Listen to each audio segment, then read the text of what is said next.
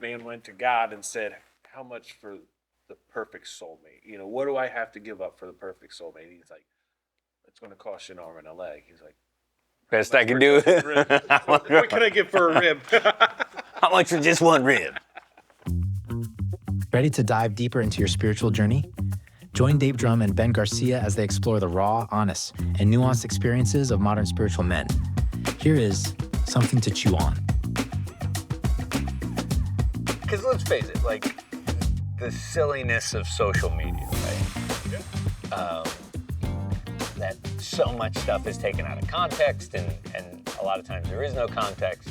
But every once in a while, there's the gem that's sprinkled, you know, that I'm like one of the seven dwarves. I'm in the mine, just chiseling away, looking for the gems, right? Nice. Yeah. And but the neat thing is, a lot of times it's less about the actual post and more about, like, you know, even our name, Something to Chew On, right, is this ability to take a post and it make you think and start rolling a thought process, and then in dialogue with like-minded individuals. And when I say like-minded, it's really more about, like, what's your focal point in life, you know? Yeah. We're as community, we're all over this table, but we're all heading to the same point in the middle, which is Jesus. So, you like that? I did. Bring it back to the true north. Right. So, but I saw a post recently, and I texted you after I saw it to say, like, oh, what do you guys think? Because it said that social media is the new rooftop that David would stand on to see Bathsheba. But the funny part to me is I read it on social media. So, like, there's two battles in my head. Like, one, that's an interesting thought to chew on. The other is I'm trying to reconcile I should have read this somewhere else. Right. Like, just like the I don't know, psychotic ADD, whatever it is over here in the back corner. Like, but we read it on social media. Does that make it bad? Right, because, you know, we talk about, like, the rooftop isn't necessarily bad. A roof can be a good thing. It can protect you, you know, from the weather and stuff. And there's other things in our lives, you know, money, you know, that aren't bad on their own. It's the way that we use them and the way that we abuse them in some ways. And when you sent that to me, you know, the rooftop, and you just start thinking about all the different ways that social media has infiltrated our lives, for one, and then how that analogy is so true about just being a tool that can be used for good or evil, so to speak. Right, because you know, even just that image of the rooftop. Again, the Bible, regardless of Old Testament, New Testament, is written about people in a place at a time, written to people in a place in a time. And if you're talking about the rooftop, you know, don't think our shingled rooftops. No, These were basically the additional floor of your house. It was another living space. It was another living space, but it was open for everyone to see. So in a sense, it's very much like social media. It's the stuff you put out for everyone to see. Right. So whether it's your best day, your highlight reel, whatever, you're allowing everybody to see that. You consciously know that whatever's on that platform or that rooftop in that day is in full view. In full view of everybody. And I think in today's day and age, people forget just how much of that is able to be viewed. You know, like all of it. Well, yeah, but I mean, there's people that live their lives on, you know, 8-10 posts a day. I'm going to get coffee. I'm going to the grocery store. You know, I don't care. You know, I really don't care. Having said that, I find myself in the doom scroll, you know, sometimes just like looking for something to catch my eye. What am I looking for? You know, and in that moment, that rooftop, David's on a rooftop, Bathsheba's on a rooftop. What are they both looking for in that moment? Well, and that's the thought, right? Like, how are you approaching social media. Right. I get on social media at times intentionally, you know, stuff I've bookmarked and saved because it's like, oh man, I saw this post, like it was about this verse and it's, you know, this save pastor, this recipes, was, you know, I save recipes of things I'll never cook. Actually, no, I shouldn't say that. I make barbacoa Oh, really? off of a recipe that I screenshotted from a social media post. I just got this really good one for Brussels sprouts, actually, with bacon and this honey glaze. Oh, so healthy Brussels sprouts. Wow. Hey, you got to have something for the flavor of them things, man. They are not good by themselves. I just do salt and pepper, you know, biblical Ugh, seasoning. Biblical God, seasoning. dude. So, but to make sure we're all on the same page, we're talking about the story of David and Bathsheba, King David in the Bible. So we're talking 2 Samuel chapter 11. And it's interesting because it starts off saying, because we're talking about why do you go to social media? Right. What's your motivation before it?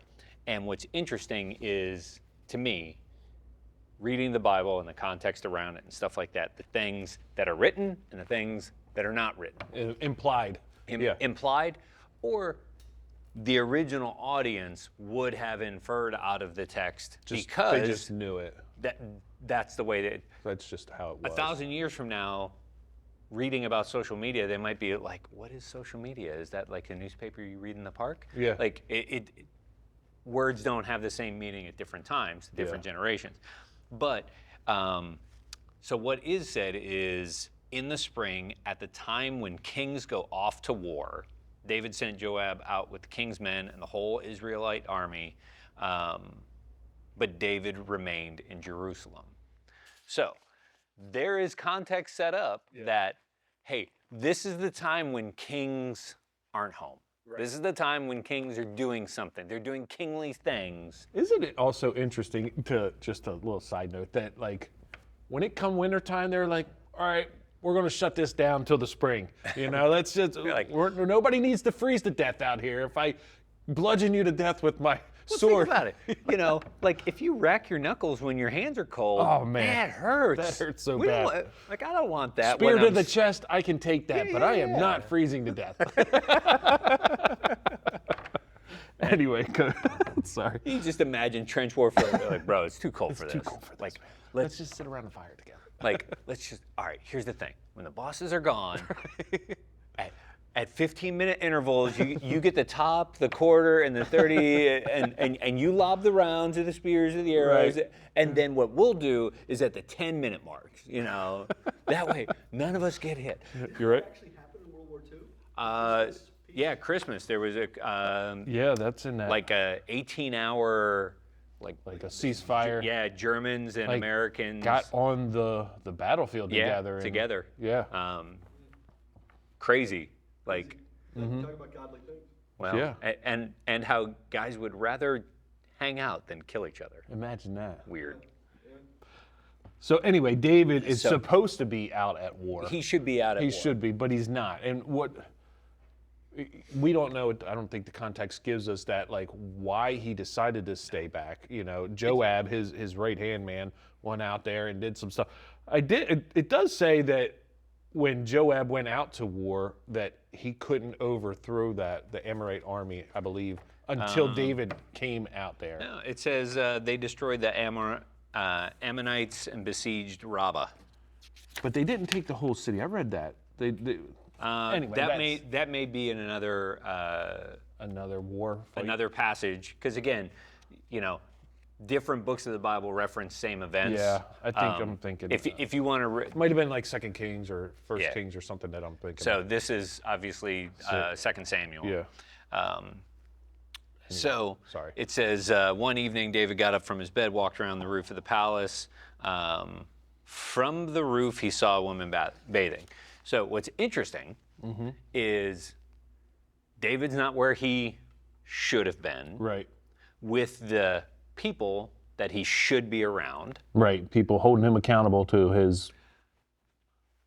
And he was restless. Restless. Yeah. Because it says he's up at night. One evening he got up from his bed and walked around the roof of his palace. So he was already in bed.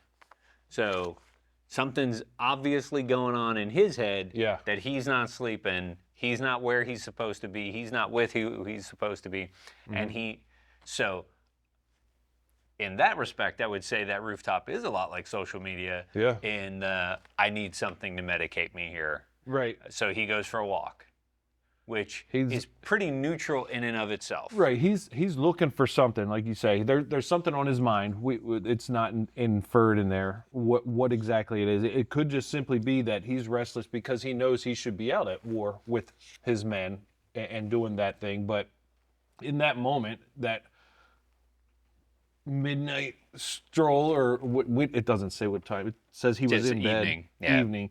So he could see. It wasn't completely dark because obviously he could see not just a figure, but he could see that she looked good over there. You know. So it's in one of the commentaries that in prepping for it, it was saying that David. He was looking at Bathsheba, and that he was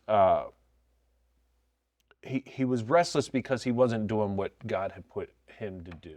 Is kind of Right, and that's us kind of looking through the lens of our own life, like, hey, at a time when I didn't do what I thought I was supposed to be doing, I was restless. So we're kind of inferring our own thought processes into the text. which we do. Which we tend to do. Right. And I don't know that that's incorrect in this place, because these are people.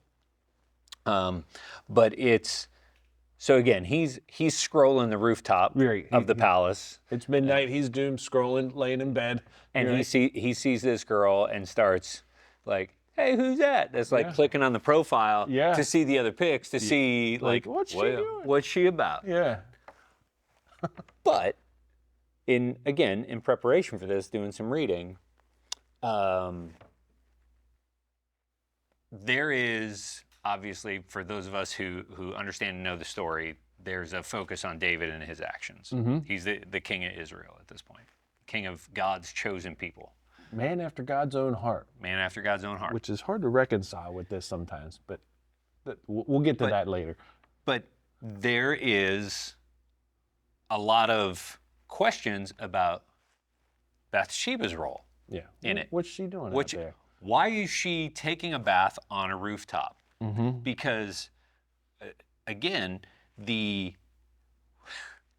she's illuminated somehow. Right. We don't know. Like, there's no light switch, but torches, lamps, whatever. She's on a rooftop, illuminated. She's not being She's using discretion. Yeah, she not very discreet about her bathing practices on a rooftop. In full view. In full view of the palace. Right. Now, could it be argued that she didn't know David was going to be out there? She could think, well, kings are supposed to be out at war right now. She had But she knew her proximity to the palace. proximity to the palace, yeah. So. Because, and we were talking about this earlier, is like years ago, borrowed a friend's condo, stayed in Washington, D.C. for a long weekend. And even before I went, I was telling everybody, man, we're going to be staying right on Pennsylvania Avenue. Pennsylvania Avenue. So in part of my excitement to go and spend time in the nation's capital, I was excited about my proximity to the palace. I couldn't even see the White House from where we stayed. But you knew you were on that street. But I was on the same street. Right, so she knew where she was in relation to the palace. She knew the location she was in her house, being on the rooftop in full view of everything. Whether or not she knew he would be there to see that's something we can't really lean into. Yeah, but the fact that she was not being discreet in that moment. So you're saying that possibly social media has girls who are not being discreet and know that somebody could potentially see that post. Oh yeah, dude. That might be a thing. Think about those. So was she like looking the for an workout upgrade? videos? Yeah. And the people getting caught staring, like they set it up just to catch the guy who's trying to work out, like throwing a little eye side to side eyeing her. And then what are you doing? Put some clothes on, girl. See, that's what I love about my gym is when the girl walks out in the workout clothes, That's your wife. she's my wife. I can look Right. Yeah. because I'm in my garage. Like, True. Right. I hear you. my favorite thing about my gym. Right. But I guess the point that we're trying to make is that she's not absolved of any fault at all. You know, Right. we're not trying to put it all on her. We're not trying to be woman bashers or anything like that. That's not it. But we need to look at the whole story. And that's Yeah, because a lot of times that's what we do when we read the Bible is, like you say, the it's focused on David in that moment, but there's other context to it. there's other context, and I think for us it's understanding that context exists, but also understanding that clearly what the Spirit's leading us to is we have two people that neither one of them are really doing what is right in God's eyes in the moment, which leads them to a place, leads them to an encounter. She's open to the encounter. He initiates the encounter, and it leads to adultery, it leads to murder, it leads to lies, it leads to cover-ups. And no, I'm not even talking about Washington, D.C. again. And it's, but it's, again, going back to that initial post, because I had some banter with another friend of mine who's a Christ-centered, believer, a little more conservative, leaning in his thought processes, to what does he call himself? A reformed, reformed conventionalist or something like it. It's just whatever. It's he's much more reformed than I am in the sense that he's leans to the legalistic at times, and he's like, well, of course the rooftop's bad, but it's like the rooftop Right. is not bad because what we see. I mean, Jesus redeems everything. All creation, everything is redeemed under Jesus. Yeah. And very clearly in the New Testament, we see 4 friends who go to the rooftop and use it to lower their friend to Jesus' feet Right. so that he can be healed by Jesus. So they used the rooftop for something good, Right. but they tore through the rooftop. So were they like breaking the barriers Breaking there? the law. Breaking the law. No, but it's good because it allows us to see that it's not the rooftop that's bad. It's not money that's bad. It's the love of money. It's not social media that's bad. It's the way that we use it or misuse it or abuse it. And for us to be able to look at this story and then that post, it just gave us something to chew on it. And we kind of went back and forth a little bit in the text thread about it. And some of the other things that in researching and stuff, I came across a commentary where the guy was saying that David had already made mistakes at that point. He was looking for something to fill that void that was meant for God, that God-sized hole, and he had already kind of stepped out of bounds when he took multiple wives. Yep. So he was already looking for more fulfillment than what God had intended for him, and it brought me to the question of, one, David's described as a man after God's own heart. So, that's hard for me to reconcile. Okay, God's own heart, and then he's taken this woman, adultery. He's got multiple wives against God's, supposed to be one man, one woman, together for life, one flesh. And then how all of that, he can still be after God's own heart. Let's dig into that a little bit. How does that work out? That is it because he then repents and comes back? He sees his failure, his shortcoming, and if I'm thinking it, somebody else is thinking it. Like how does God, a man after God's own heart, take this woman, knock her up, have her husband killed, and You put it so eloquently. Well, and then I think for That'll be where we pick back up after a break.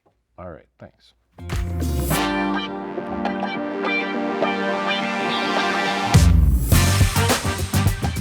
Moses' Sandal Shine. This episode is brought to you by Moses' Sandal Shine. Keep your souls holy since the burning bush. Oh, keeping your souls holy since the burning bush. Whether you're parting the seas or wandering deserts, step into destiny with a divine shine. Moses' Sandal Shine.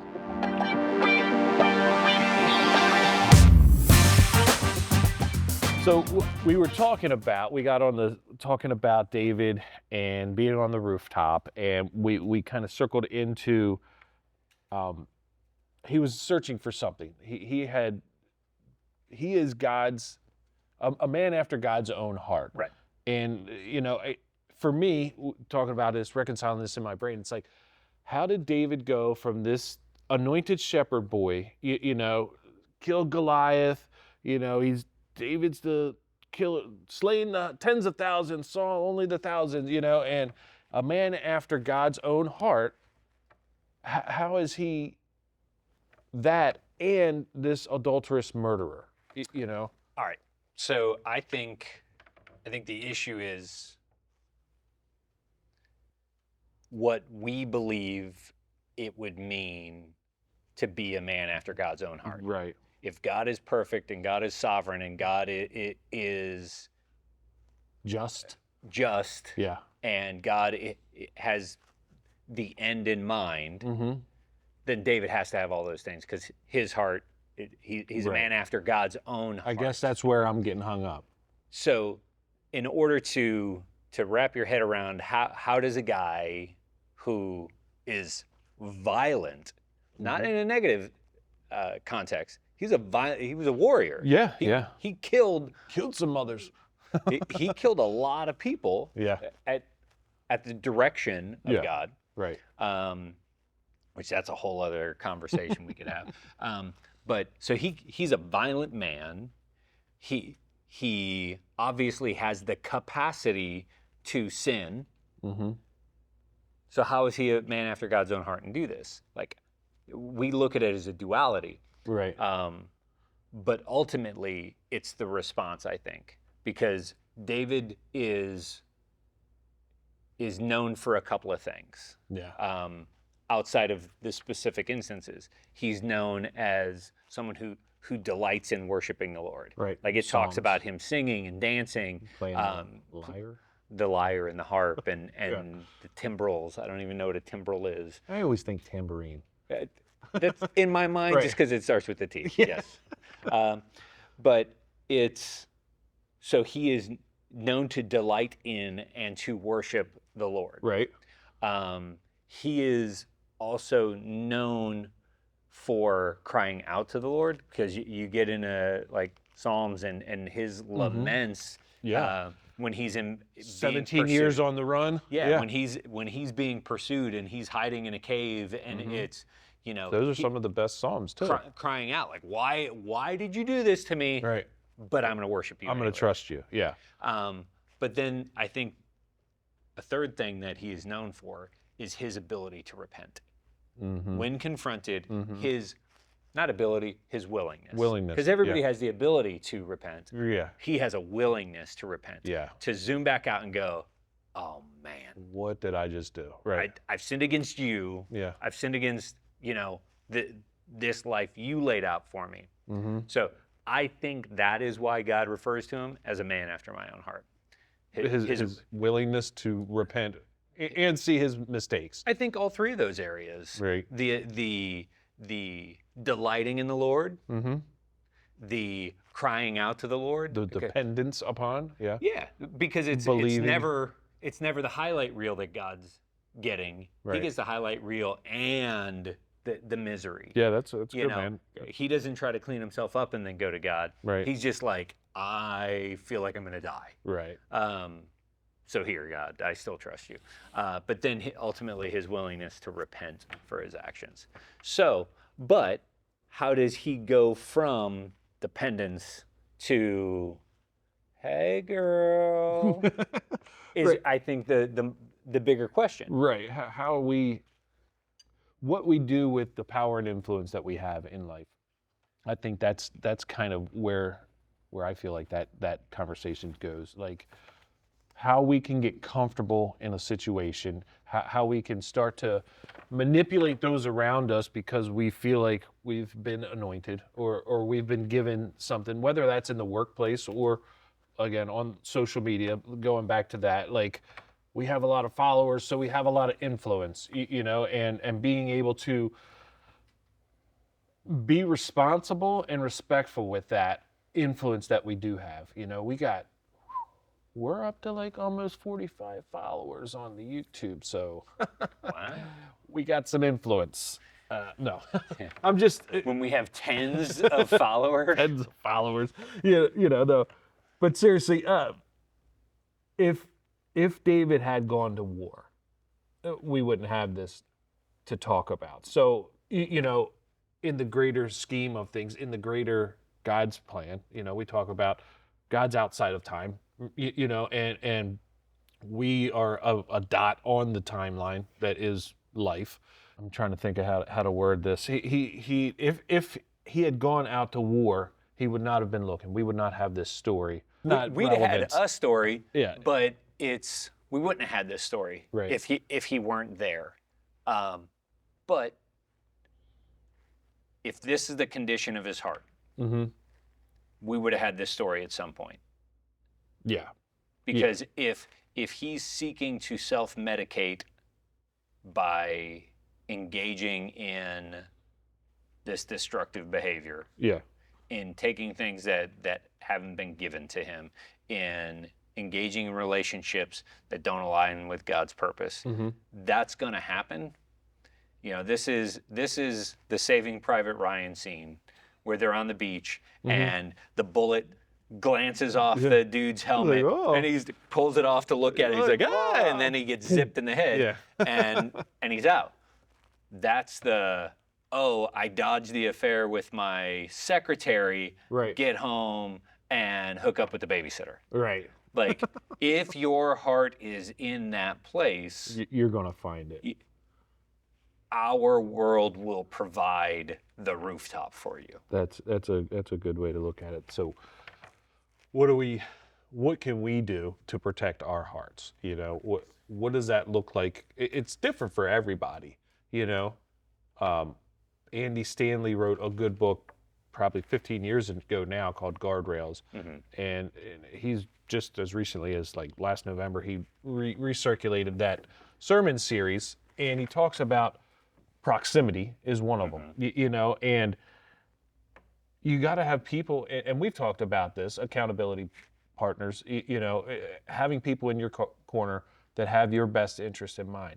The problem with that is if you don't allow them in or you don't reach out to them, they don't know how to protect you, and being disciplined, right?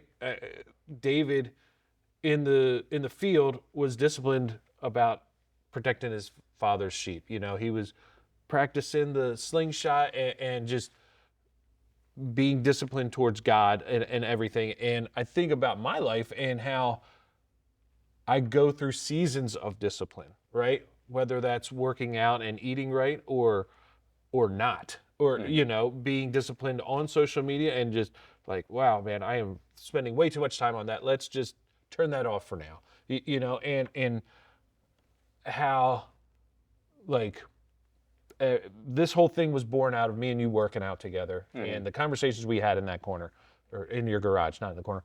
And in recent months, our lives have gotten pretty hectic. Yeah. And those workouts have been fewer. And those accountability sessions where I come over, we're lifting and I'm just vomiting my word problems, whatever is going on, have been less. So does that mean that you're not doing your job as an accountability partner? No, it means that I'm not providing you the opportunity to speak into my life in those moments. That it's not your responsibility to say, are you tracking your macros today, man? No, it's not. And it's not your responsibility to say, hey, I'm working out today. I kind of know your schedule by now, so we need to have those people in our lives, but we also need to make sure that we are allowing those people into our lives. So, Well, David, you said discipline. discipline, yeah, And discipline to me is a Sharpie, a thick, one of the broad-tipped Sharpies on tissue paper. right, You take that stripe across there and you watch it bleed out of that. You drew this line, but you also watch it bleed Right. through. And if you do that, what you're disciplined in will bleed into other areas of your life. I believe that. So if you get super disciplined, like, hey, I'm going to wake up in the morning, this is going to be my routine. I'm going to, pray. I'm going to read the word. I'm going to journal. I'm going to carve out this 30-minute window daily. I believe the discipline that it takes to do that, because that's easy to do at first. yeah, You're motivated. I'm going to do this. yeah, Week 24, it takes discipline to go, yeah, I could benefit from 30 more minutes of sleep, but I'm going to get up and I'm going to do this. right, Whatever it is. Or I'm going to track my meals every day. Even if I'm way outside of my calorie goals and macro goals, all that stuff. Right. Even if I'm still going to record it so that I can see my progression, and it takes discipline to do that week after week after week. That type of discipline bleeds into every area of your life, right, little by little, and you will start to realize how undisciplined you are about certain things. right. And it's those moments where you get to grow that discipline into the next area, into the next area, into the next area. So I think discipline is greater in terms of your growth and your potential than motivation or encouragement or emotion. Because getting up to go to the gym when you're excited about being there is easy. That's the easy part. Yeah. Being disciplined to go on the days that you just don't want to, that's when growth's going to occur. Right. So bringing that back to the social media and keeping ourselves pure, or not allowing the outside voices in, putting some parameters, putting some of those guardrails up on our lives, whether that's all our phones have blockers. You can like certain websites won't load up or whatever. Like on my Twitter feed, I have some of that stuff. So it, like as I'm looking, it'll be like this one's not. You're not allowed to look at this because you've put those parameters, those disciplines on your life, And for this story in particular, what discipline was David missing? Where was it? Just the discipline that he should have been out at war, with his guys. He should have not even been there. The proximity. She was in view of the palace. He was on the rooftop looking for something. Going into the cabinet looking for a little snack. What am I going to eat? So the proximity of things and putting those guardrails on your life, having people to do that, and how does that obviously looks different for everybody. What you struggle with is not the same thing that I struggle with. Some of it may overlap, but there's going to be different things for each of us to be disciplined in, right? Yeah, I think so. Because I think your biggest danger areas need the guardrails first, and they need the guardrails closest. And the whole point of a guardrail is to not put it as close to the edge as possible. Right. It's in the safety zone. It's to bring it back to a point where if you cross that guardrail, you're still not on the edge. Right. It's gonna feel uncomfortable to you, right? But everybody watching is gonna be like, "Well, you didn't do anything." Yeah. yeah, but I opened the app. Danger, Right. danger, Will Robinson. Right. You know, it's to bring that guardrail back to a point where even because we're gonna fail. We're It's inevitable.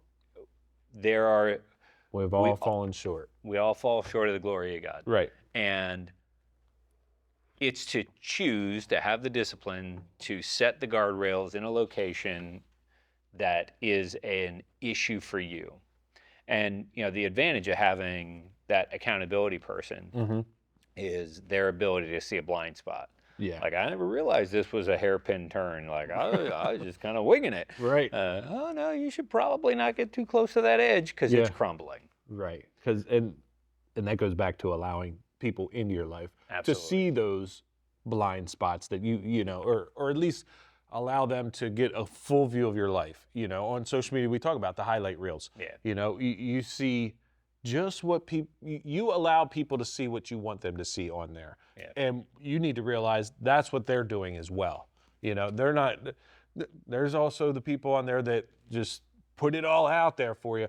But I think the majority of people it's just look how great today is. Look at my kids and they're doing this, you know, and they didn't show the 30 minutes that led up to that picture and they're yelling and stuff and that it's the highlight reel, not the full thing. And one of the quotes in Andy Stanley's thing he had here, he talks about how society celebrates the freedom and often encourages overindulgence, right? But then criticizes and ridicules when we're caught in those sins, whether that's financial, relational, whatever that may be. And that's so true on in media in general. You know, not trying to get political or whatever, but you know, the ex-president, now there's this whole thing about how the media was covering up his mental decline or whatever, and they bashed anybody at that time, and now they're like, there's no accountability there for them, right? Yeah, we don't live in a culture that encourages accountability to live in a particular way. But you know, it's funny because we can all plant a stake in the ground and be like, well, we need to do these things. We need to do these things. And then the argument becomes, well, how does it, if there's a God, how does he allow X, Y, and Z to happen? Yeah, and kind of the fallback we have as Christians is say, well, he's given us free will to make these decisions. Right. He's given us this area we're free to live in. Right. We don't want ultimate justice. We want justice for you, not for me. Yeah, grace for me, justice for you. Right. But it's like I use my coffee mug so many times. It's the visual example. So here I am holding my coffee mug for the ones listening. This is my mug. I am free to use this mug how I want. Now this mug is 2/3 full of hot coffee. I am free to put this wherever I want it. I can put it on my shoulder, I can put it on my head, I can put it in my lap. There's a consequence to not using it as designed. Right. You're not supposed to drink from the opposite side. So, right? Correct. I could place this on the table, right, upside down. Right. But because I'm not using it as designed, it's going to make a mess. Right. So back to the rooftop. If I don't use the rooftop appropriately, if I don't use social media, the modern rooftop, appropriately, meaning I don't know what the designer of that platform had in mind. Right. I don't think it's grown, or I think it's grown way out of what he initially envisioned. Well, so I don't really know. So I can't say we're not using it the way it was designed. Right. I know how our designer created us to be. That's good. So we all fall short, like you said. We're not on that platform using it 100% in accordance with how God designed us to be 100% of the time, because we're human. So does that mean we should just write it off? Yes. No. That's the introvert, not the Christian talking. Right. Here's the thing. Maybe for some people, Yeah. yes. There's certain things that some people just shouldn't do. Maybe at times in each of our lives, yeah. Oh, 100%. Create the guardrail and be like, you know what? I'm just in a headspace right now that I don't need to look at that nonsense. Yeah. I don't need to have that living rent free in my head right now. Mm-hmm. Or maybe it's I'm not going to let the distraction be there because I want to focus. I want to be disciplined about this other area. Mm-hmm. Like for me, just trying to get back to a point right now where I'm reading more, not just reading the Bible, but reading other things. So I can doom scroll for 30 minutes because I'm waiting, at the school to pick up my daughter. Right. Or I can pick up my book and read my book for 30 minutes. And I can actually, let the physiological benefits of reading words off of a piece of paper, infiltrate my mind and not all the... Some big words you use there. Yeah. I'll try and slow it down for you a bit. Yeah, bring it back down for Bring it down. the guys So- in the back. But again, some of those guardrails don't look like the normal accountability stuff that guys talk about, because we think it's all just about, don't look at the girls. Right.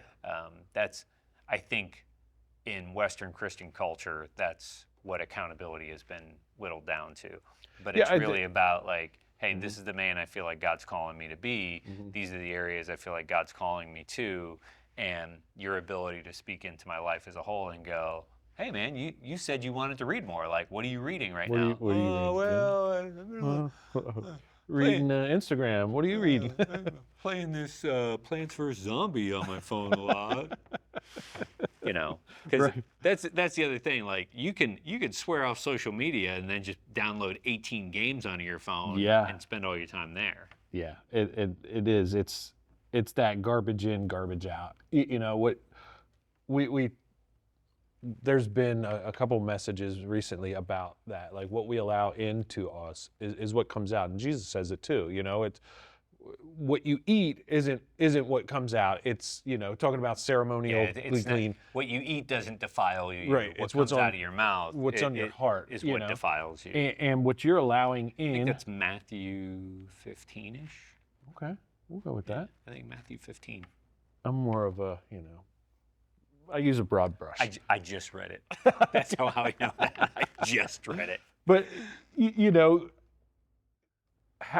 what we allow in is ultimately what's going to come out. And when we're talking about being disciplined, you said, what are you reading right now? What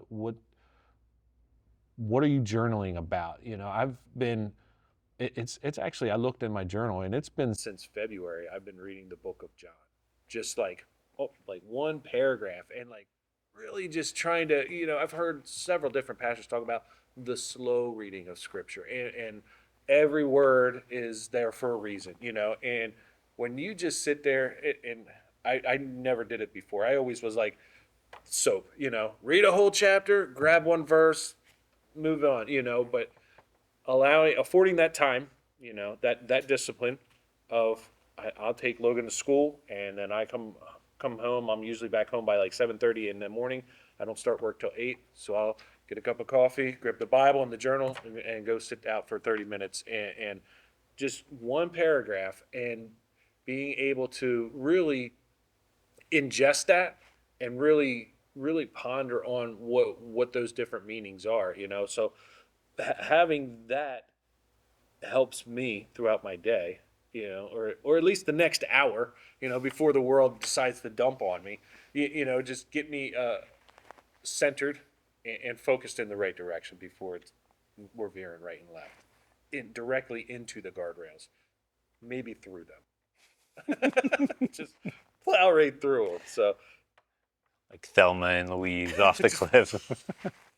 So here's the thing. So that's a discipline, and we always think of discipline almost as a negative, or doing, engaging in hard things, and but that's a pretty simple discipline that brings you peace and gives you focus, but it is a discipline. But would you call that discipline a guardrail, or is that a discipline that helps anchor a guardrail? That's a great question. We'll get into that right after this break.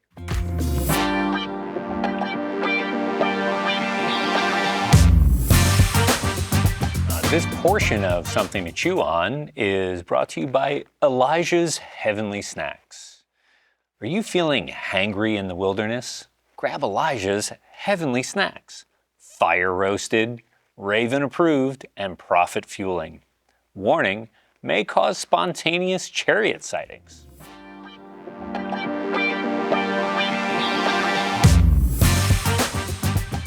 All right, so before the titillating ads from our fictional sponsors and our refueling of coffee supplies, which is always super, super important.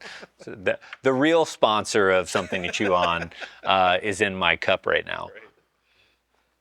But I asked the question, like, is that type of discipline of reading scripture, journaling, spending time, and I don't know that it's necessarily journaling. It doesn't possess any magic in and of itself, but reading the word, spending time with God.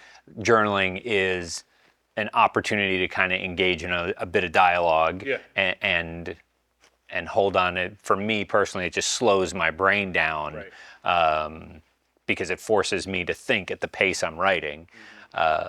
So is that a discipline or a guardrail, or is that discipline the anchor of a guardrail? For me, I think it's a little bit of both. You know, I think that discipline of reading the Bible, reading the scripture, it goes to what you were talking about. I can doom scroll in the morning, or I can read a book, you know, and the book I choose to read at that time is the Bible. Because not only, you want me to keep going? Yeah, keep going for a second. Okay. Well, Not only is it a book, it's the book. You know, it's the Word of God that in so many ways gives my life purpose. It answers questions.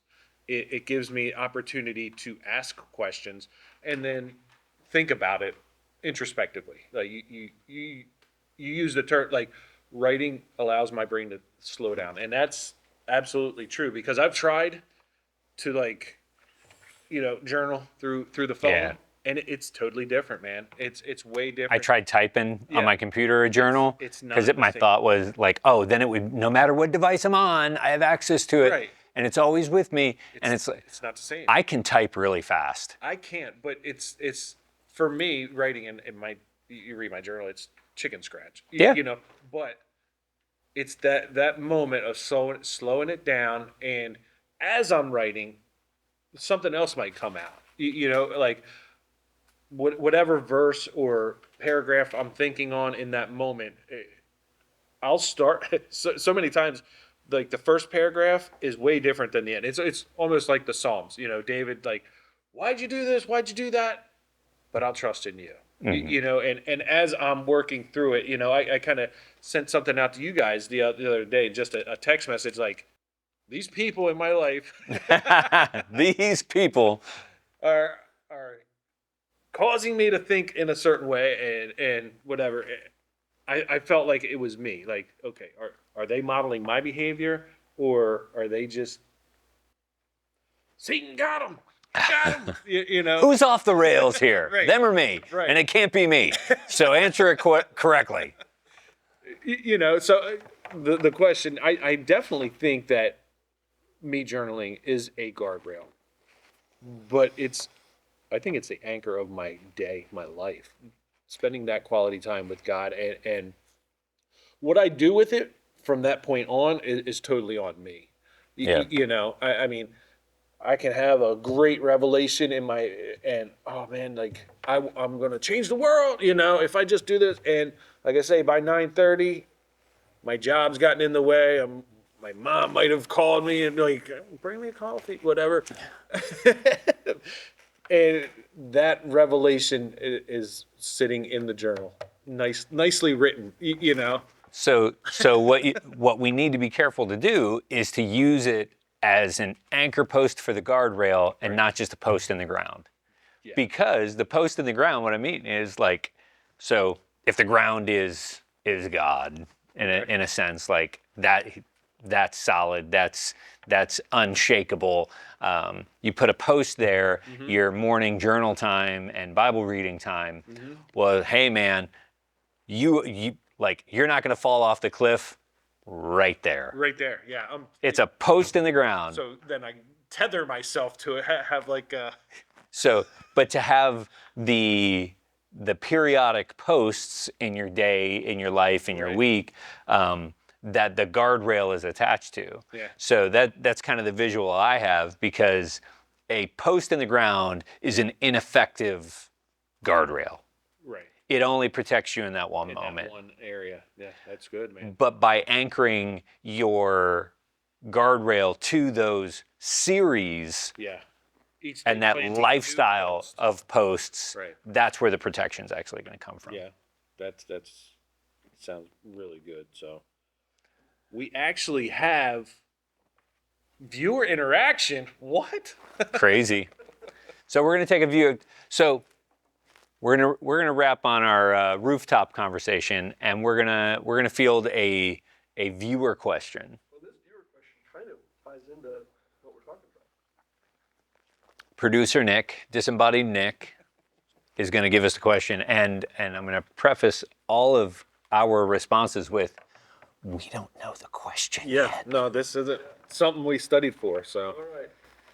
So one of our viewers, and actually he's a member here, I'll just call him Rob, asked this question, and I thought it was a very interesting one. Is not physical sex, but like phone sex or texting illicit stuff considered a sin before marriage?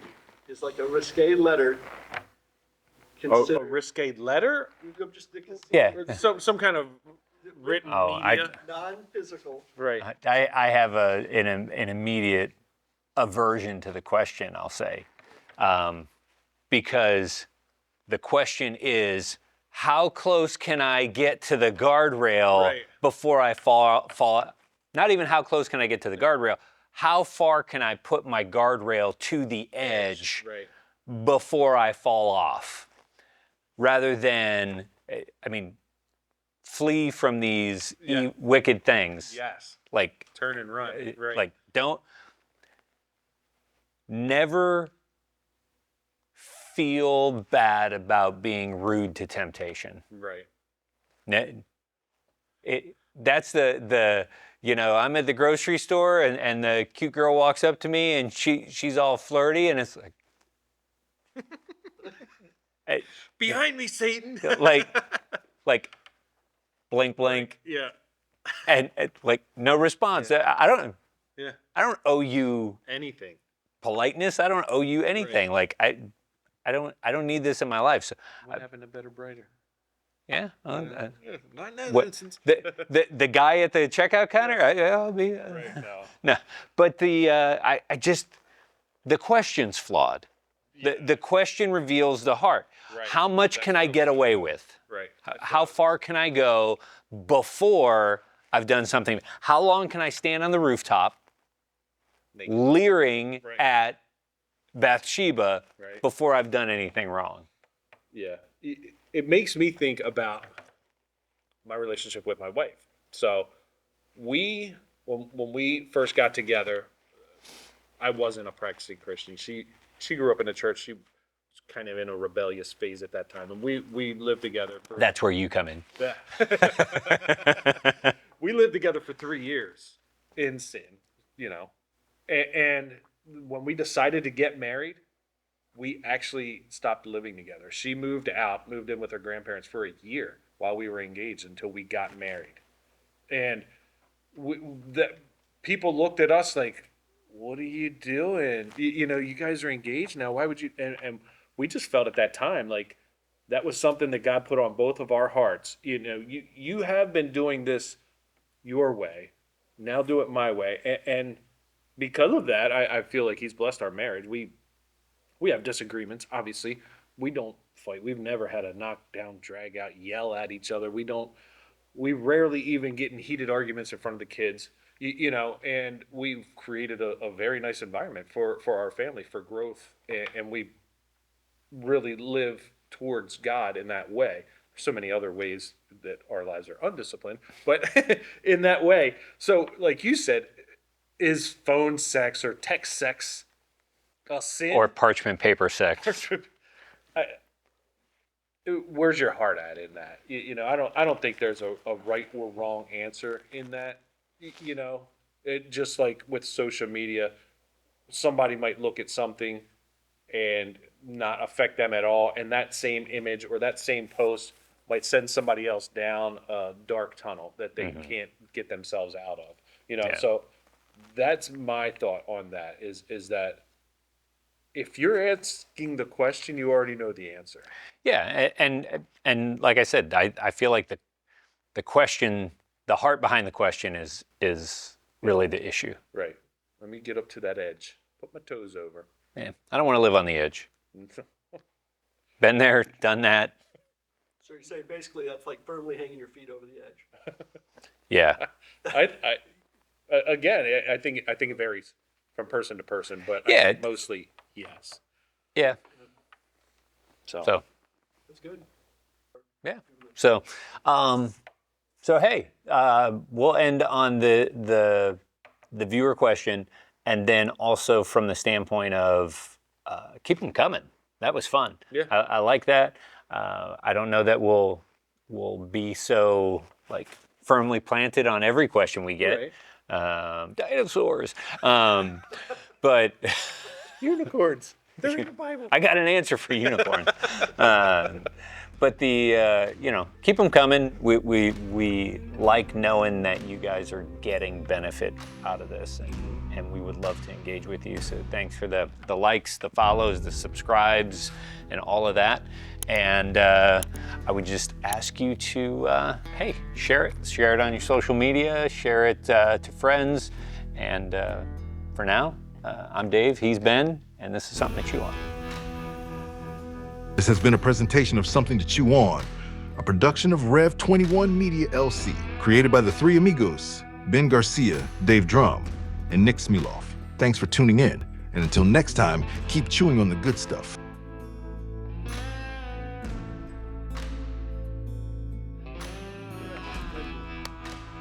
Another one down. Shorty.